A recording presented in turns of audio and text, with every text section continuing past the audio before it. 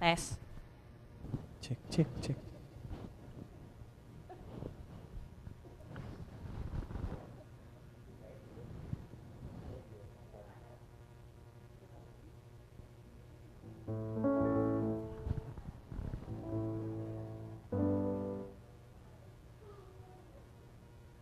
Puji Tuhan, shalom Bapak Ibu Saudaraku semuanya, shalom yang di tempat ini juga yang di rumah-rumah semuanya, shalom. Wow, puji Tuhan.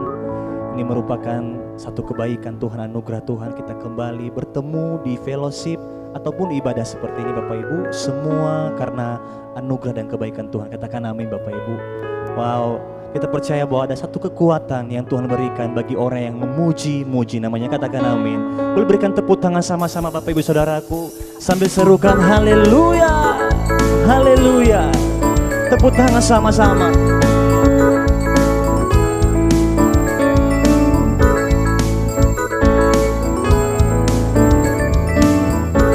Mari nyanyikan pujian ini, katakan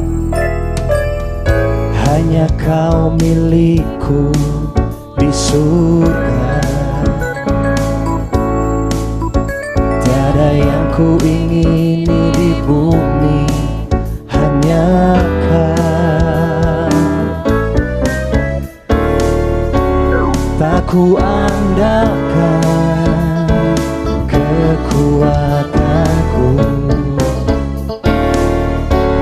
namun yang pasti kau tetap selamanya Allah sumber kuatku, Allah sumber kuatku, Allah sumber kuatku dan bagianku selamanya,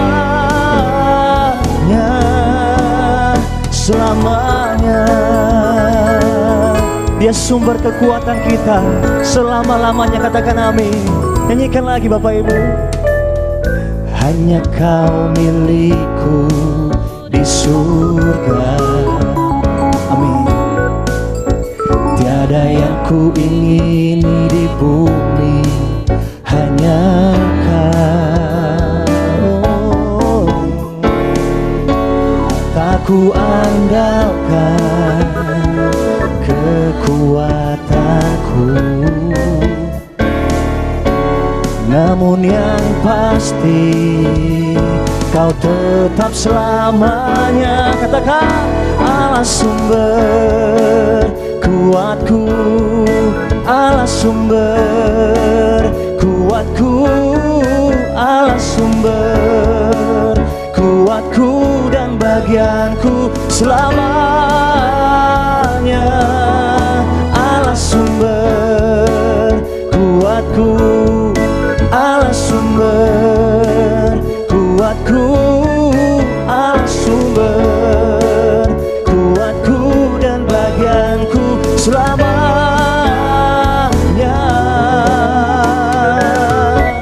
Percaya Dia sumber kekuatan kita. Yang percaya boleh berkata amin. Haleluya.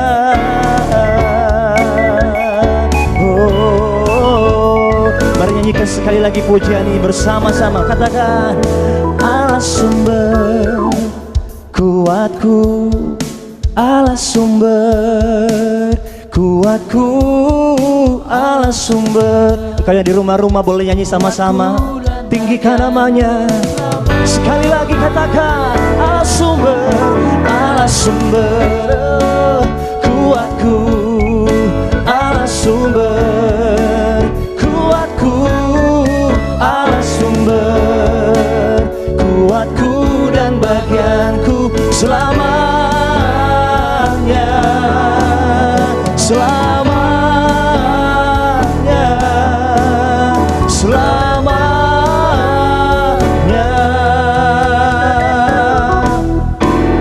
selamanya, selamanya. Katakan sekali lagi, selamanya. Berikan tepuk tangan sekali lagi bagi Dia yang menjadi sumber kekuatan kita, sebab Dia baik selama-lamanya. Haleluya.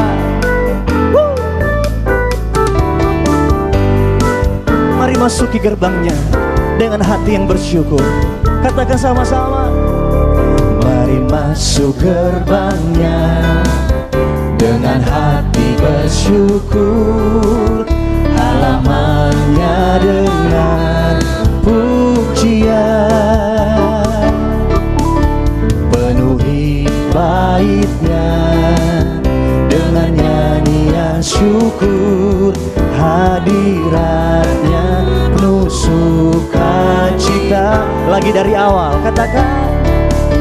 Mari masuk gerbangnya dengan hati bersyukur, halamannya dengan pujian. Penuhi baitnya dengan nyanyian syukur, hadiratnya penuh sukacita.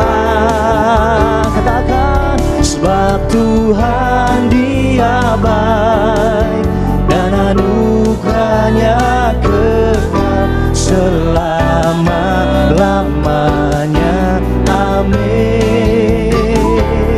Sebab Tuhan Dia baik dan anugerahnya kekal selama-lamanya. Amin. Anugerahnya kekal selama-lamanya. Katakan amin. Haleluya. Mari nyanyikan sekali lagi dari awal.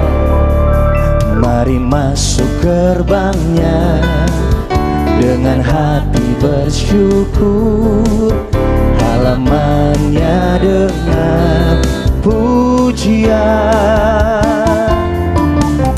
Penuhi baitnya dengan nyanyian syukur, hadiratnya penuh syukur.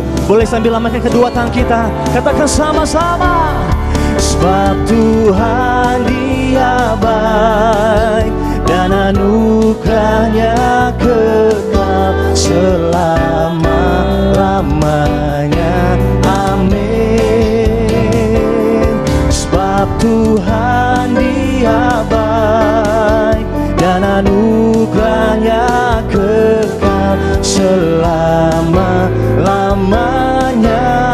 Amin. Sebab Dia baik, katakan. Sebab Tuhan Dia baik dan anugerahnya kekal selama-lamanya. Amin. Sebab Tuhan Dia baik dan anugerahnya kekal selama-lamanya. Mari bersama-sama sekali lagi nyanyikan. Sebab Tuhan Dia baik dan anugerahnya kekal selama-lamanya. Amin. Sebab Tuhan Dia baik dan anugerahnya kekal selama-lamanya. Dalam bahasa Inggris, for the Lord He is good and His mercy endureth forever and ever. Amen. For the Lord He is good and His mercy endureth forever and ever. Amen. Forever and ever. Amen. Sekali lagi. Forever and ever. Amen. Haleluya. Boleh berikan tepuk tangan sekali lagi, sorak-sorai bagi Allah kita, sambil serukan haleluya, haleluya, haleluya, haleluya. Terima kasih untuk sukacita yang boleh mengalir di rumah-rumah kami Tuhan. Dimanapun kami saat ini beribadah dengan Engkau, kami percaya urapan-Mu sedang mengalir bagi kami. Terima kasih Tuhan. Kami buka hati kami sama-sama. Kami mulai angkat sembah kami. Kami angkat suara kami menyembah. Mari sembah Dia, sembah Dia. Kami sembah Engkau ya Tuhan. Kami bersyukur buat kasih dan anugerah-Mu. Terima kasih ya Tuhan. Haleluya. Terima kasih ya Tuhan. Kami ditebus oleh salib-Mu dan kami bersyukur menyembah-Mu. Terima kasih Tuhan Yesus. Terima kasih Tuhan. Terima kasih. Hanya Kau Tuhan di hidupku. Kau berikan hidup yang baru. Darah-Mu menyucikan, pulihkan hatiku.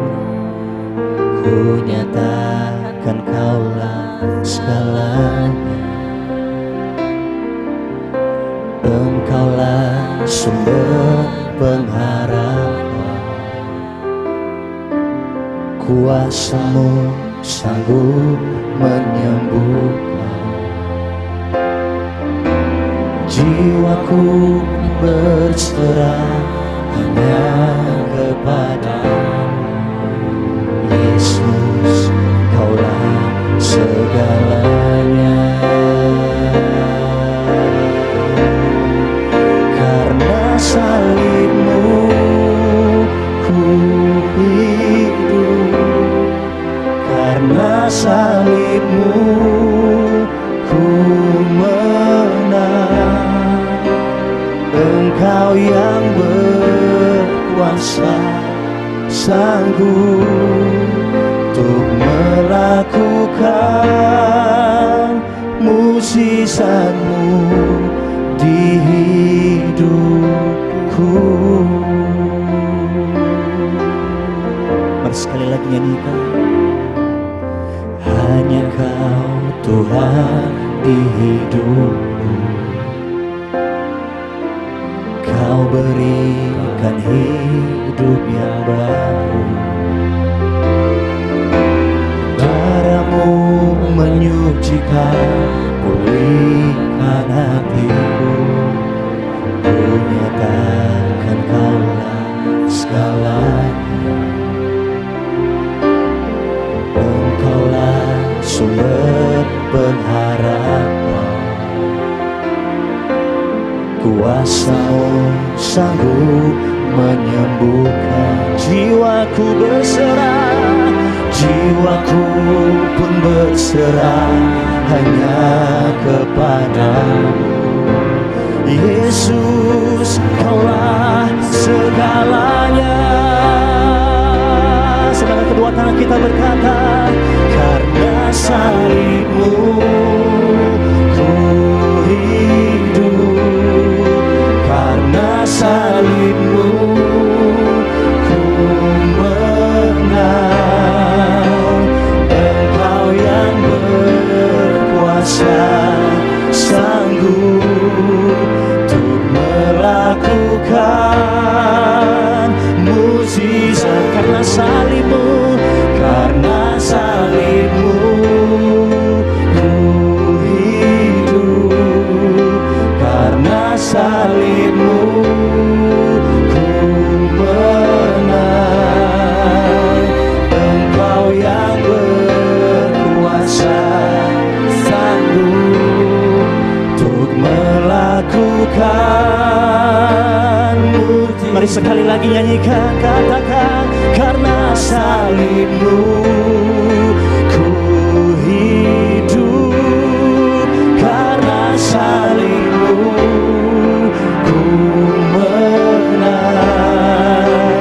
Engkau yang berkuasa, sanggup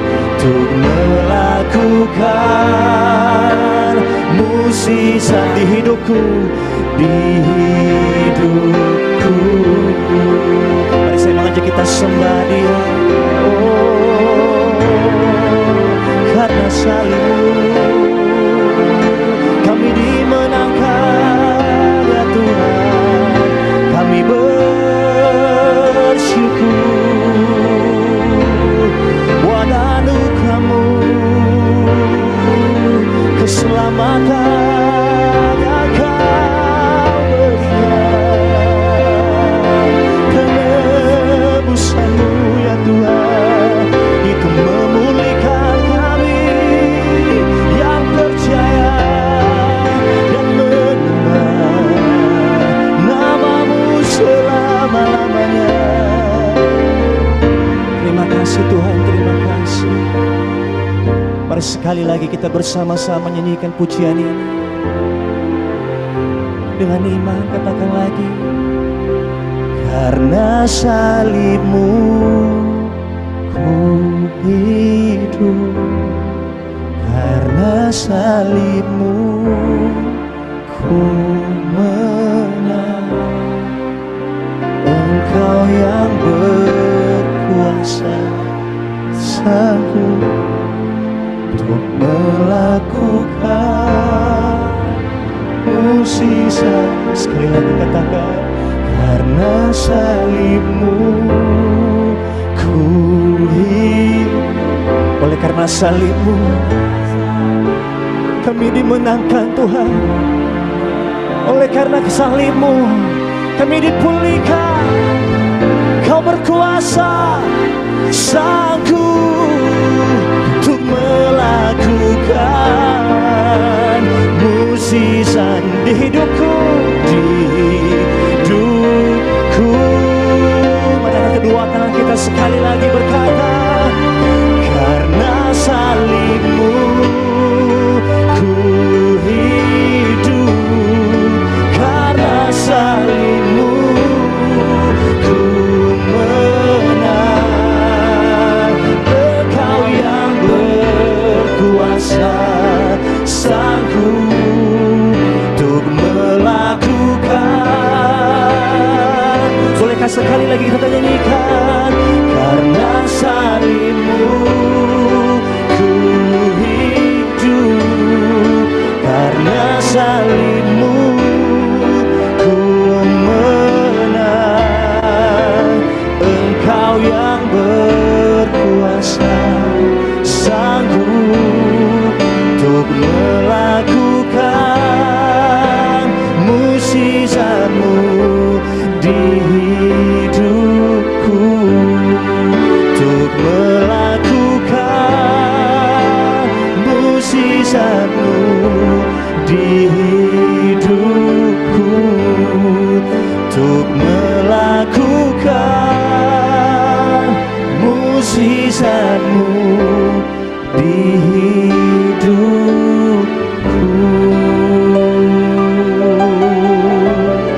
Boleh kita berikan tepuk tangan sama-sama bagi Allah. Kita mulai sembah Dia, sembah Dia.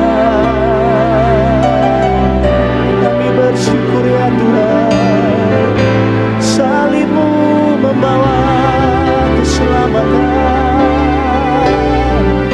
Dengan apa kami bisa membalas semuanya, selain kami membawa syukur kami dan terus menyembah Engkau ya Tuhan. Kau baik, Kau sungguh baik, Kau teramat baik, Kau sungguh baik Tuhan. Kami bersyukur selama-lamanya. Kami menyembah nama Yesus, haleluya. Kami sembah nama-Mu, kami muliakan nama-Mu, kami tinggikan Engkau selama-lamanya. Di atas segala-galanya, nama-Mu besar dan terindah.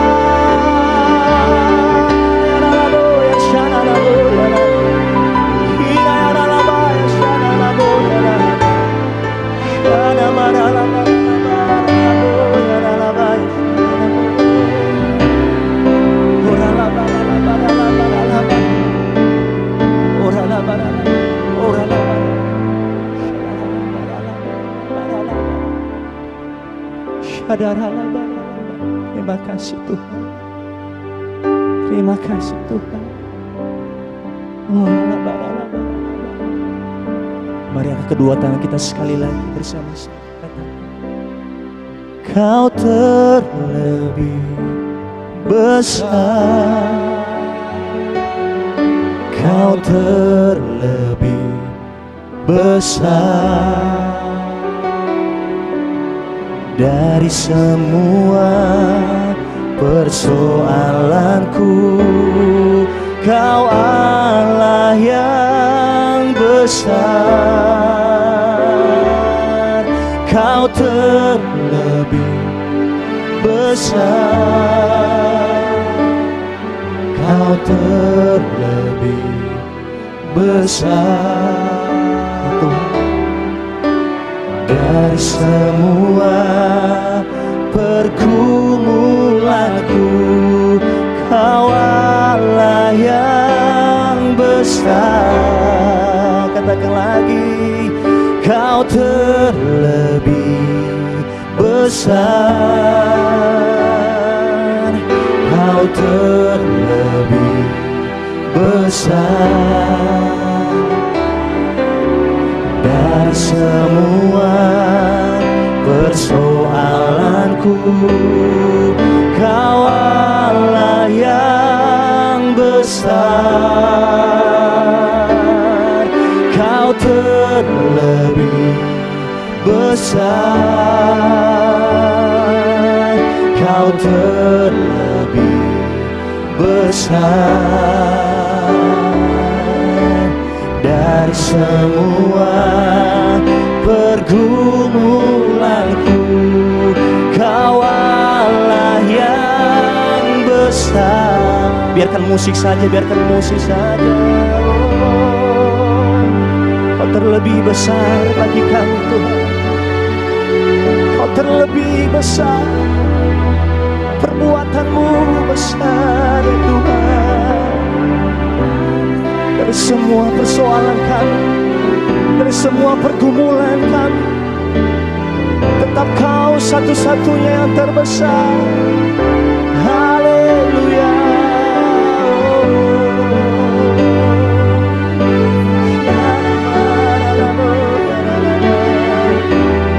Terima kasih Tuhan. Terima kasih Tuhan. Terima kasih. Terima kasih Tuhan. Mari bersama-sama sekali lagi di rumah-rumah, angkat kedua tangan kita berkata, Kau terlebih besar, Kau terlebih besar dari semua persoalanku. Kau Allah yang besar. Katakan, Kau terlebih besar, Kau terlebih besar dari semua pergumulanku. Kau Allah yang besar. Mari yang percaya, angkat kedua tanganmu berkata, Kau terlebih besar, Kau terlebih besar dari semua persoalanku. Kau Allah yang besar, Kau terlebih besar, Kau terlebih besar dari semua pergumulanku. Kau Allah yang besar dari semua pergumulanku. pergumulanku.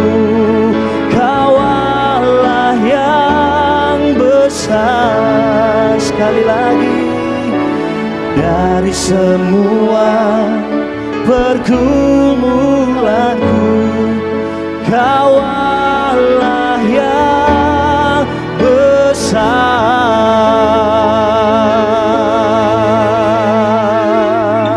Berikan tepuk tangan sama-sama bagi Dia, Allah yang besar. Sambil serukan haleluya, haleluya, haleluya, haleluya. Terima kasih Tuhan untuk hadirat-Mu yang kami boleh rasakan sama-sama. Di rumah-rumah kami ada hadirat-Mu mengalir, menjamah setiap kami, hadir di tengah-tengah kami. Dan saat ini kami persiapkan hati kami, hidup kami untuk mendengarkan isi hati-Mu Tuhan. Berbicara lewat hamba-Mu Pastor Dion. Untuk semua yang Engkau sampaikan lewat hamba-Mu Tuhan, kami siap mendengarnya. Di dalam nama Tuhan Yesus, yang siap menerima firman Tuhan, sama-sama katakan amin. Pastor Dion, kami persilakan. Shalom semua, selamat malam. Eh, Cek dulu ya, suara saya kedengeran apa enggak nih, Bapak Ibu? Aman ya? Oke, terima kasih. Salam kenal bagi yang belum kenal, nama saya Deongga Pradipta. Sebuah kehormatan boleh sharing di PD Raja Wali malam hari ini. Saya melayani di Jakarta Barat, GB Purindah, Rayon 1B. Hari ini saya siapkan firman karena besok kita Jumat Agung. Saya ingin bicara mengenai salib, saudara. Saya ingin bicara mengenai salib. Oke. Eh, Apakah kelihatan? Aman ya? Oke, saudara. Saya hari ini berbicara mengenai jalan salib, saudara. Kita orang percaya, mungkin dari kecil kita bicara soal salib, saudara ya. Kita bicara soal salib, tapi salib bukan sebatas doktrin. Salib bukan hanya sebatas pengetahuan. Salib bukan hanya sebatas aksesoris yang kita taruh di kalung maupun di anting. Tapi salib, saya tulis, adalah sebuah jalan, saudara. Kita mungkin ya menangis ya kalau nyanyi lagu mengenai salib, kita mungkin dilihat drama, besok di Jumat Agung biasanya suka diputar film Passion of the Christ sebagai bagian dari drama gereja. Tapi kita nggak betul-betul menghidupi, atau kita merasa bahwa kita tidak perlu menghidupi salib itu. Karena bagi kita salib ya Tuhan Yesus, saya nggak perlu begitu. Nah, malam hari ini saya ingin kita membuka hati, saya ingin challenge paradigma saudara bahwa salib itu sangat-sangat relevan. Khususnya bagi Bapak Ibu yang adalah pemimpin, entah di marketplace maupun pemimpin pelayanan di gereja, maupun saudara yang adalah kepala keluarga. Salib sangat penting, saudara. Ya, saya nggak akan bicara doktrin malam hari ini, tapi saya ingin kita challenge identitas kita sebagai orang percaya. Apa sih maksudnya menjadi orang Kristen? Apakah yang namanya orang Kristen itu adalah orang yang datang ke gereja seminggu sekali? Apakah yang namanya orang percaya itu, orang Kristen itu adalah orang yang eh, sudah dibaptis, lalu dia ke gereja, dia masuk komsel, mungkin sekali-sekali join persekutuan doa semacam ini, atau dia mungkin adalah orang yang tiap hari ikut persekutuan doa, atau mungkin ada level-level dalam kekristenan begitu ya. Level pertama jemaat, level kedua ya dia masuk komsel cool, atau dia perpuluhan, level ketiga dia masuk dalam pelayanan sepenuh waktu, level keempat dia sudah menyerahkan hidupnya jadi misionaris pergi ke daerah begitu. Apakah itu pemahaman Bapak Ibu mengenai kekristenan? Karena kalau itu pemahaman kita, saudara, ya maka kita cukup menyimpang cukup banyak dari definisi biblika mengenai kekristenan, saudara. Karena aslinya kata Christian, saudara, itu artinya little Messiah, little Christ. Saudara, little Christ itu sebuah ejekan kepada pengikut Kristus. Ini adalah sebuah ejekan. Ya, mereka berkata, lihat tuh orang-orang yang mengikut gurunya yang disalib di kayu salib. Sebuah ejekan, saudara. Zaman dulu orang nggak mau disebut Kristen, saudara. Sebuah ejekan. Jadi, kita kayaknya di konteks tahun 2026, memahami kekristenan yang kita baca di Alkitab, itu sangat beda apa yang saudara alami di Jakarta, di Bandung, begitu di kota mana-mana, dengan apa yang mereka alami di Alkitab, itu beda banget. Nah, kalau kita nggak bisa menjembatani gap ini, maka pemahaman kita akan tanda kutip nggak tepat sasaran dengan apa yang Alkitab maksud, saudara. Ya, dalam Perjanjian Baru, kata Kristen itu digunakan hanya 3 kali saja. Bapak Ibu, zaman sekarang bisa ceknya gampang. Ya, in the Bible, the word Christian is only used 3 times. In the book of Acts, chapter 11, chapter 26, dan di dalam kitab 1 Petrus pasal yang keempat. Sudah, itu saja. Tapi sisanya di dalam Alkitab, khususnya Perjanjian Baru, orang percaya disebutnya sebagai matetes, atau murid. Atau bahasa Inggrisnya disciples, murid. Saudara, itu lebih dari 250 kali. Saudara, ya, lebih dari 250 kali itu disebut murid. Jadi di sini kita dapat satu pemahaman, yaitu orang percaya, orang Kristen itu ya murid, gitu. Yang namanya murid itu punya guru.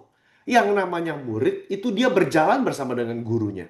Yang namanya murid, dia menghidupi gaya hidup gurunya. Yang namanya murid, dia menjadi seperti gurunya. Maka menjadi pertanyaan, kalau kekristenan zaman sekarang, orang sangat senang disebut Kristen, tapi kehidupannya jauh daripada apa yang Yesus ajarkan. Atau bahkan kita eh, sudah terlena dengan kenikmatan dunia sampai kita pikir, udahlah Pak, jangan terlalu fanatik lah. Gitu. Jangan terlalu rohani-rohani lah. Udah bagus kita ke gereja, mau apa lagi? Ya nggak? Mau apa lagi? Ya kan hidup nggak sempurna, kita nggak sempurna.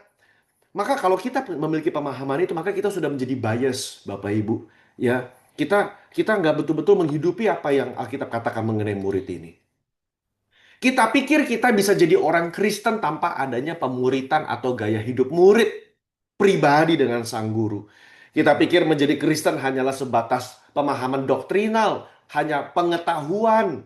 Ya, udah ikut kelas Alkitab sudah cukup, saudara. Tapi saya menemukan setidaknya dalam diri saya sendiri, ya, nggak perlu ngomong orang lain. Saya dibaptis Roh Kudus usia 12 tahun. Sekarang saya usia 36 tahun. 24 tahun saya berbahasa lidah. Dari umur 12 tahun sampai sekarang, saya nggak pernah putus pelayanan. Dari usia remaja, saya pelayanan main keyboard. Dalam kondisi anak kuliah SMA, saya jadi usher. Saya main keyboard. Waktu saya kuliah ke luar negeri, saudara, saya mulai jadi gembala komsel di situ. Mulai sharing firman Tuhan pertama kali waktu saya kuliah di luar. Saya dipercaya jadi salah satu pemimpin, walaupun hanya 5 tahun. Karena besok saya balik ke Indonesia. Balik dari Indonesia, saudara, 2013 sampai sekarang, saya full time. Saya full time. 2015 S2, 2017 S3, saudara. Ya, tetapi saya menemukan dari luar kelihatannya ya kita orang Kristen ya. Tetapi saya menemukan bahwa kehidupan saya, karakter, ya, sampai hari ini, saudara, kenapa masih ada sisi-sisi gelap yang saya sebut sebagai dark side, sisi gelap yang saya nggak mau orang lain tahu. Ada sisi gelap yang cuman kita dan Tuhan yang tahu betapa bobroknya kita. Ada bad habits, ada karakter-karakter yang tidak mencerminkan Kristus, saudara. Dan kita berdalih, ya udahlah, namanya juga manusia, saudara. Padahal ketika kita baca Alkitab, Alkitab selalu men-challenge diri kita untuk menjadi serupa dan segambar seperti Kristus. Dan itu nggak berlaku hanya untuk anak muda. Mau siapapun usia kita, berapapun usia kita, sampai maut memanggil kita, kita dipanggil dalam satu proses pengudusan untuk hidup kita serupa dan segambar seperti Kristus, saudara. Lihat, saudara, ya, apa sih panggilan Tuhan Yesus kepada Bapak, Ibu, dan saya? Saudara, yang namanya murid, dia dengar suara gurunya. Bahkan di semua lini, Tuhan Yesus panggil loh, saudara. Ya, dalam Matius pasal 4, Markus pasal 1, Lukas pasal 5, Tuhan memanggil yang kita sebut sebagai 12 murid pertamanya Tuhan Yesus. Tuhan panggil. Ya kan? Dia panggil, ayo tinggalkan penjala ikanmu itu. Aku akan jadikan kamu penjala manusia. Wah, ngikut. Kita pikir yang jadi murid itu adalah pendeta-pendeta, hamba-hamba Tuhan. Ya kan, evangelis-evangelis. Full-timer. Mereka yang dipanggil untuk mengikut Tuhan sepenuh waktu, itulah yang dipanggil. Tapi kenyataannya nggak juga, Bapak Ibu. Kalau saudara baca Matius pasal 16, Markus pasal 8 ayat 34, saudara akan menemukan bahwa di dalam khotbah di bukit, dia memanggil orang banyak dan juga murid-muridnya. Ikutlah aku. Kalau kamu mau ikut aku, kamu harus sangkal diri, pikul salib, dan ikuti aku. Itu nggak cuma ditulis kepada hanya murid-murid. Tapi kalau Bapak Ibu nanti buka Alkitab ya, Markus 8. Itu Tuhan berbicara mengenai orang banyak. Apalagi dalam Yohanes pasal 6 ketika Tuhan bicara, kamu mau ikut aku? Oke, makanlah tubuhku dan minumlah darahku. Bapak Ibu, sekarang kita merayakan dengan perjamuan kudus. Mungkin besok di Jumat Agung atau di Paskah hari Minggu kita pasti perjamuan kudus. Tetapi pada zaman itu, untuk orang Yahudi minum darah, makan darah, itu tabu sekali. Itu nggak kosher. Sampai hari ini orang Yahudi nggak makan darah, Bapak Ibu. Sampai hari ini, tapi bagaimana bisa Tuhan berkatakan, makanlah tubuhku dan minumlah darahku.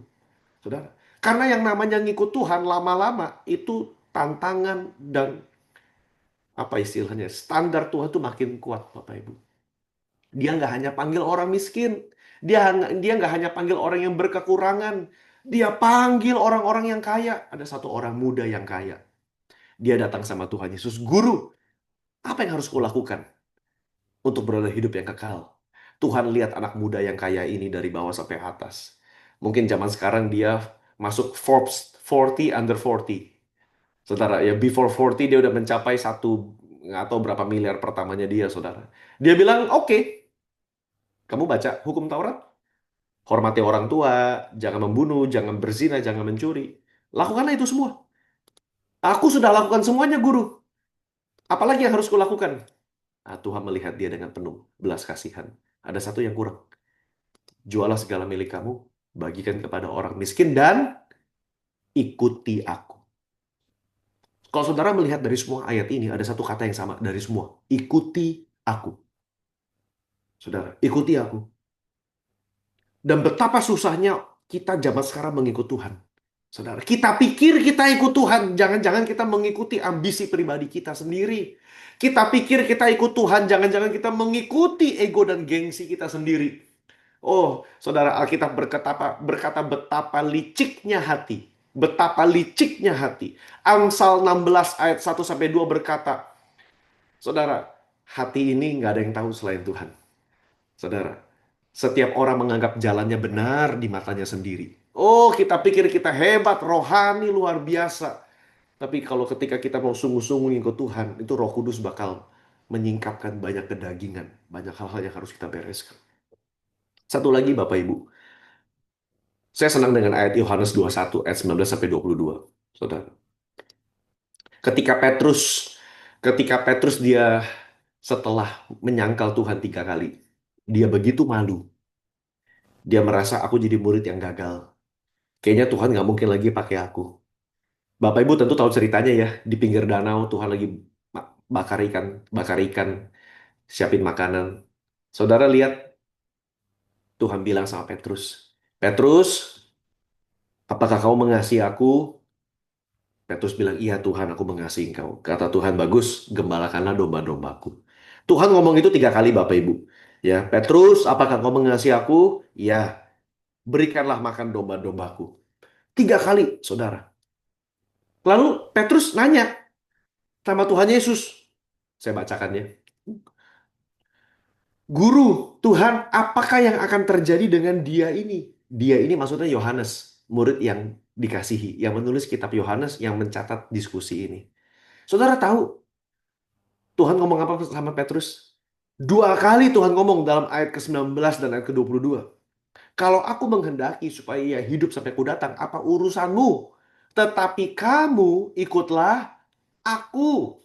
Saudara, itu pasal terakhir dari keempat kitab Injil. Dalam kitab terakhir, dalam kitab Injil Yohanes, kan Matius, Markus, Lukas, Yohanes ya, 4 kitab Injil. Itu panggilannya sama. Kamu ikutlah aku. Banyak kita sering seperti Petrus. Saudara. Yes, pertama-tama kita melayani, tahun-tahun pertama kita begitu tulus. Karena kita merasa Tuhan baik banget, Tuhan tebus kita, Tuhan selamatkan saya, Tuhan sembuhkan saya mau ngikut Tuhan. Tapi 10 tahun, 20 tahun, 30 tahun, 40 tahun ngikut Tuhan. Kita mesti cek dan recheck hati kita. Kita masih ngikut Tuhan atau kita sudah membandingkan, seperti Petrus membandingkan pelayanannya dengan pelayanan Yohanes Pembaptis. Petrus membandingkan hidupnya dengan kehidupan Yohanes Pembaptis. Yohanes, saudara. Dia bandingkan kehidupannya. Maka sampai Tuhan bilang 2 kali, nggak ada urusan Petrus kehidupan Yohanes. Nggak ada urusan, tetapi kamu ikutlah aku. Malam hari ini saya mau challenge Bapak Ibu.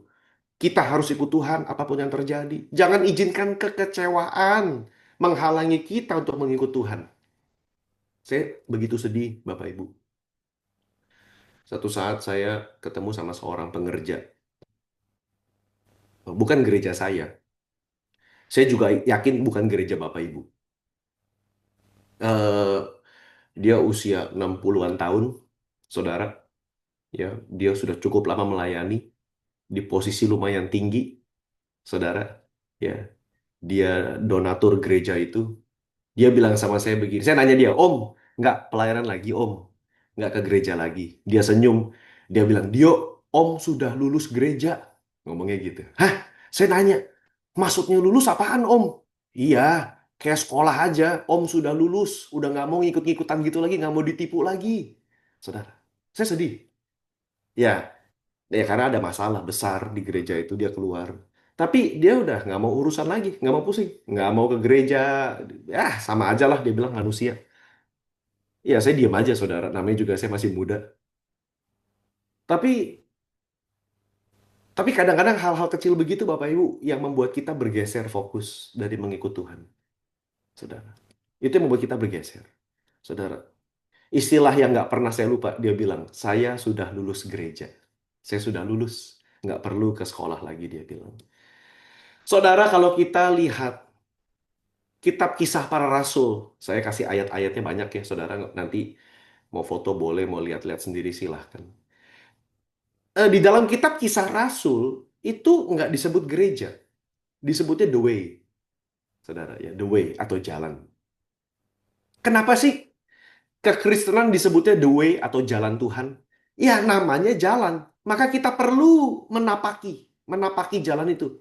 Selangkah demi selangkah, saudara. Dunia ini memberikan begitu banyak godaan untuk kita bergeser dari jalan itu.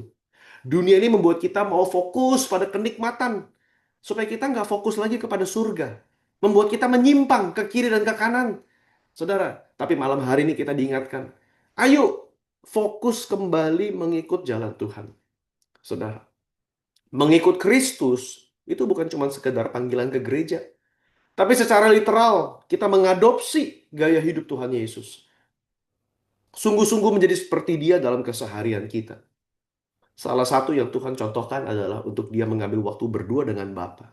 Pagi-pagi benar dia berdua dengan Bapa. Dia masuk dalam doa dengan Bapa. Saudara, dia mengambil waktu, dia nggak terburu-buru. Saudara, dia nggak hidupnya hektik. Yesus hidupnya nggak ngejar sana ngejar sini. Dia selalu at peace. Dia tahu apa yang harus dilakukan, saudara. Berapa banyak dari kita seringkali dalam pelayanan, dalam kehidupan pribadi. Ini kalau pakai, saya nggak tahu Bapak Ibu, kalau di maraton tuh ya, kan sekarang zaman sekarang orang suka lari ya. Itu ada pace-nya kan, ada pace 8, pace 7, pace 6, pace 5. Maksudnya lari gitu 5 kilometer, 5 menit, 1 kilo berapa menit nih? Habis 1 kilo, 5 menit, 7 menit, makin cepet, berarti pace-nya makin kecil gitu kan. Jangan sampai kita lari di dalam kekristenan, pace-nya kenceng nih. Wah, kita lari kenceng, lari cepet. Tapi ternyata Tuhan tuh jauh di belakang kita. Kita dalam menjalani kehidupan kita jauh lebih cepat daripada Tuhan Yesus berjalan. Malah kita yang nggak sabaran. Karena Tuhan ada di belakang, saudara. Ya. Kita bukan ngikut Tuhan, jangan-jangan. Kita yang minta Tuhan ikut agenda kita. Kita yang minta Tuhan, Lord, I pray for this and this. Just give me your approval. Bless my business, bless my life, Lord. Okay, thank you, bye-bye, see you next week. Kita seringkali minta approval sama Tuhan begitu. Saudara, malam ini kita perlu bertobat, termasuk saya. Kita perlu banyak-banyak bertobat. Karena ketika kita mengikut Tuhan Yesus, maka kita perlu melihat apa sih yang Tuhan Yesus seringkali khotbahkan. Dan kalau Bapak Ibu baca kitab Injil, yang paling sering Tuhan khotbahkan adalah ini. Bertobatlah, sebab kerajaan surga sudah dekat. Bertobatlah, sebab kerajaan surga sudah dekat. Itu yang paling sering Tuhan Yesus khotbahkan, saudara. Di ayat lain dia berkata bahwa kerajaan surga is in the midst of you. Kerajaan surga sudah ada di antara kamu. Bapak Ibu yang benar yang mana? Kerajaan Allah sudah dekat, ada di masa depan sudah dekat, atau kerajaan Allah sekarang sudah ada? Karena dua ayat ini seems like a contradiction. Yang benar ya dua-duanya, saudara. Di satu sisi, kita menantikan konsumasi atau fulfillment, saudara, daripada penggenapan kerajaan Allah yang nanti akan datang ketika Tuhan datang kali yang kedua. Tapi di satu sisi, kita juga diminta untuk menghadirkan gaya hidup kerajaan Allah di antara saudara dan saya. Makanya ketika kita menjadi murid Kristus, kenapa kita disuruh banyak-banyak bertobat? Karena kita diminta menghadirkan gaya hidup Kristus di sekitar kita. Saudara, saya pernah khotbah begini. Buah roh itu dibutuhkan di dunia ini, bukan di surga. Setuju nggak Bapak Ibu kira-kira? Di surga nggak butuh buah roh, Bapak Ibu. Semua udah jadi malaikat, semua bahagia, semua senang, sukacita. Nggak ada yang bikin kita marah-marah. Nggak ada yang bikin kita nggak sabaran. Everyone is happy in the heaven. Tapi yang butuh buah roh adalah tetangga kita, pengerja kita, jemaat yang kita layani, pasangan yang dimana kita hidup hari demi hari. Mereka yang butuh melihat buah roh itu, saudara. Dan kita nggak bisa mendikotomikan. Ah udahlah, yang penting saya ikut Tuhan.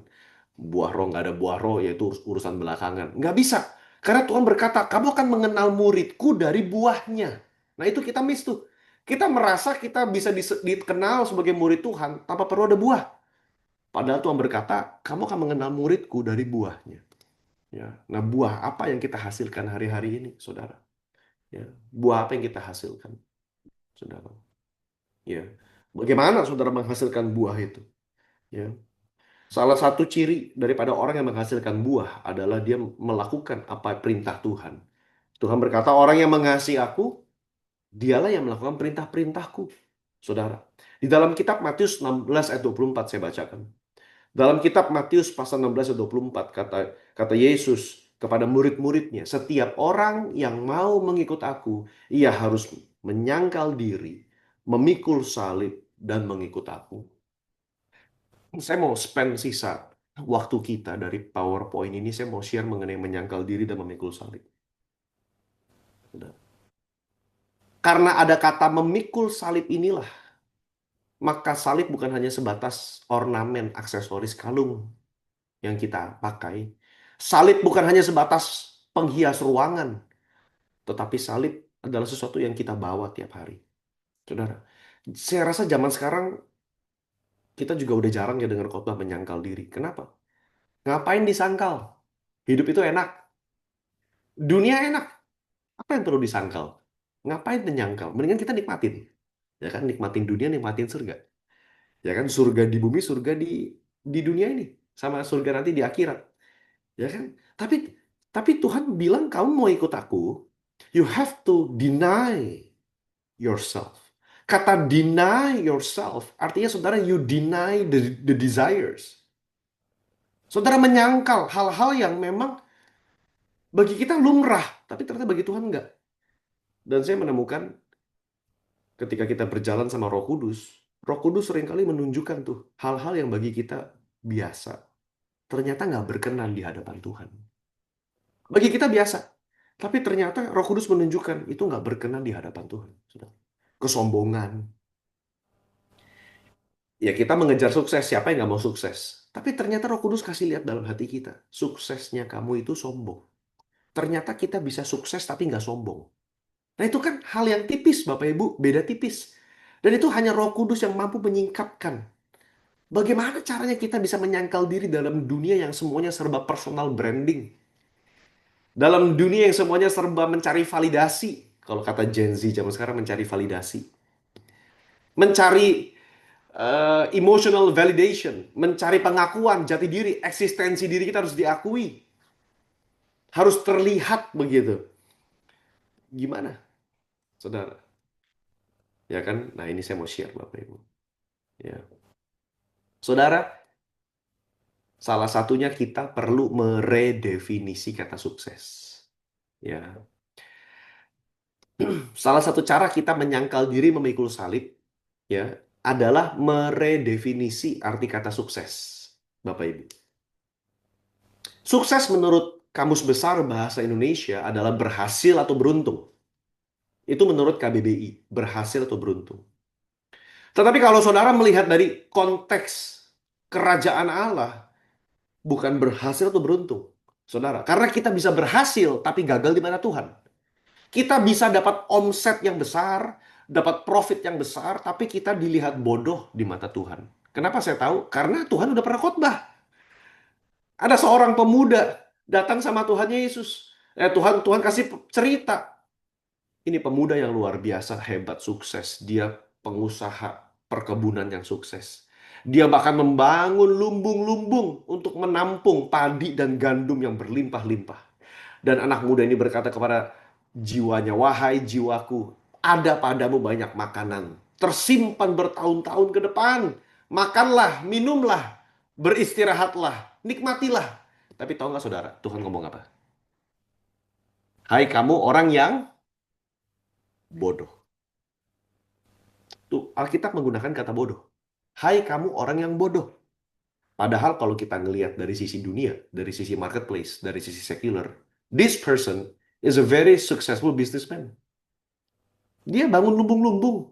Dia siapin hidupnya 3 turunan gak habis. But God said, you are foolish. Kamu bodoh. Kalau malam hari ini juga nyawamu diambil daripadamu, maka untuk siapakah itu semua nanti? Saudara, maka kata sukses di Alkitab adalah menjadi pribadi sesuai dengan apa yang Allah panggil dan melakukan apa yang Allah minta kita lakukan. Saya ulang. Sukses di dalam Alkitab adalah menjadi pribadi sesuai dengan apa yang Tuhan panggil dan melakukan apa yang Allah minta kita lakukan. Apakah hari ini kita sedang melakukan kehendak Allah atau kehendak kita pribadi? Apakah hari ini kita menjadi pribadi yang Allah mau atau pribadi yang kita mau? Nah, itu kan perjuangan kita ya. Itulah perjalanan kita. Itulah cara kita memikul salib kita, saudara. Ya. Saya mau ambil contoh, saudara, mengenai kehidupan Petrus. Bapak Ibu tahu dong murid Yesus yang bernama Petrus, saudara. Ya, dia orang yang paling cepat bertindak sebelum mikir. Dia melakukan baru mikir. Dia lebih cepat ngomong daripada mendengar. Tapi dia juga salah satu orang yang terjun ke air dan berjalan di atas air, saudara. Saudara, satu saat Yesus lagi khotbah. Ya, saya bacakan ya Matius pasal 8 ayat 31. Ini khotbah cukup berat, Bapak Ibu. Ya. Tuhan lagi bicara, anak manusia akan menanggung banyak penderitaan, dia akan diserahkan kepada para tua-tua, dia akan disalibkan, dibunuh, dan bangkit pada hari yang ketiga. Wah, saudara, nggak ada yang setuju. Murid-muridnya merasa Tuhan, kok langsung mati, kok langsung dibunuh, begitu, ya kan? Ini bukan Matius, Bapak Ibu ya. Ini harusnya Markus ya, Markus 8:31. Petrus tarik Yesus ke samping. Dan dikatakan dalam ayat yang ke-32, Petrus menegur Tuhan Yesus. Ini satu-satunya murid yang tercatat di Alkitab yang berani menegur Tuhan Yesus. Dikatakan, enyahlah, sekali-kali itu tidak akan menimpa kamu. Gitu. Sekali-kali itu tidak akan menimpa kamu. Saudara tahu, Tuhan Yesus ngomong apa kepada Petrus? Enyahlah engkau iblis. Karena engkau bukan memikirkan apa yang dipikirkan oleh Allah, tapi engkau memikirkan apa yang dipikirkan oleh manusia. Kenapa Petrus tegur Tuhan Yesus? Karena saat itu Petrus lagi sukses. Dia lagi menikmati pelayanan dunia, lagi sukses. Ngikut seorang pendeta yang bisa bikin mujizat. Bisa bernubuat. Bangkitin orang mati. Jalan di atas air. Apa kurang keren Bapak Ibu? Coba saya mau nanya. Kalau saudara punya gembala bisa begitu, saudara senang nggak? Senang pasti. Wah, gereja saya hebat. Lihat dong gembala saya kemarin. Kita KKR. Cuman 5 roti bisa kasih makan 5.000 laki-laki. Wah, apa kurang bangga kita, saudara? Kita bilang sama teman-teman kita, ayo datang gerejaku. Gembalaku kemarin baru jalan di atas air. Wah, ada videonya zaman dulu mungkin kalau Udah ada sosial media, saudara, itu kayaknya Yesus sudah FYP, sudah viral di Instagram. Masuk ke feed TikTok kita, saudara. Udah jalan di atas air, yang nonton 50 juta, 100 juta viewers. Tapi Tuhan bilang, aku akan mati, aku akan dibunuh. Wah, murid-muridnya nggak ada yang mau. Kenapa? Karena sukses di mata Petrus beda dengan sukses di mata Tuhan Yesus. Saya ulang. Petrus nggak bisa memahami suksesnya Tuhan Yesus. Bagi Tuhan Yesus, sukses adalah mati di kayu salib yang besok kita rayakan. Coba Bapak Ibu renungkan sebentar. Sukses bagi Tuhan Yesus adalah melakukan kehendak Bapa. Dan kehendak Bapa bagi Tuhan Yesus bukan populer. Kehendak Bapa bagi Tuhan Yesus bukan terkenal. Ya nanti terkenal, tapi terkenalnya lewat salib. Sudah. Ketika Yesus ditangkap di Getsemani, Petrus masih berusaha menolong, tanda kutip, nama baik pelayanan Tuhan Yesus. Dia potong kuping Malkus. Karena dia nggak rela, masa guru saya masuk penjara? Masa guru saya dibunuh? Ini pelayanan nggak sukses namanya. Tapi saudara, Tuhan tegur Petrus. Sarungkan pedang. Nah Bapak Ibu, saya ingin kita merenungkan. Sukses di mata Bapak Ibu sama sukses di mata Tuhan sama atau tidak? Saya bukan bilang kita harus disalib ya. Kita percuma juga disalib. Darah kita nggak mencapai apa-apa kok. Tetapi ini membuat saya berpikir, jangan sampai apa yang saya bilang sukses, itu ternyata saya hanya melayani ambisi dan ego pribadi saya saja. Gitu. Seorang teolog bernama Frederick Bruner berkata, "We will sometimes do absolutely anything to keep our work from failing." Kita kadang-kadang akan melakukan, menghalalkan segala cara untuk mencegah pekerjaan atau pelayanan kita gagal. Tapi dia bilang, di momen di mana kita menghalalkan segala cara, jangan-jangan kita sudah menciptakan pekerjaan itu menjadi ilah, dan kita sudah menyembah setan. Karena kita sudah menyembah pekerjaan kita, kita menyembah gereja kita mengkultuskan hamba Tuhan, kita menyembah pelayanan kita nggak mau itu gagal. Kita nggak mau itu gagal. Karena kita malu, kayak Petrus. Petrus malu kalau Tuhannya disalib, saudara. Tapi Tuhan Yesus kasih lihat sesuatu yang lebih dalam. Bahwa kemenangan itu terjadi lewat salib. Yang besok kita rayakan, saudara. Amin, Bapak Ibu. Ya. Jadi, salib itu meredefinisi apa itu sukses. Apa itu kehebatan. Apa itu kekuatan, saudara. Ya. Di zaman di mana orang lebih milih branding ketimbang kesetiaan. Ya, lebih penting branding, followers di sosial media. Lebih penting nama baik di luar yang kita bangun platform. Orang lebih melihat visibility over obedience. Orang lebih prefer kita terlihat ketimbang ketaatan yang nggak dilihat orang. Kita lebih milih kecepatan ketimbang kedisiplinan, kedalaman. Kita pengen cepat bertumbuh, cepat expand, cepat bertumbuh, cepat besar. Tapi kita nggak terlalu pusing dengan kedalaman rohani, saudara. Maka salib menawarkan sebuah cara untuk kebalikan dari itu semua. Saudara. Salib berbicara hal yang berbeda, Bapak Ibu. Ya. Saya berdoa malam hari ini, ketika besok kita merayakan Jumat Agung, kita tidak terbuai dengan ibadah yang luar biasa, spektakuler. Saya yakin gereja saya juga siapkan drama, tim musik, latihan. Saya juga besok khotbah Bapak Ibu. Ya, kita siapkan yang terbaik. Tapi saya mengingat dalam minggu ini, Tuhan, jangan sampai it's all about me. Jangan sampai kita fokus kepada saya dan kita nggak berfokus kepada Tuhan Yesus. Saudara.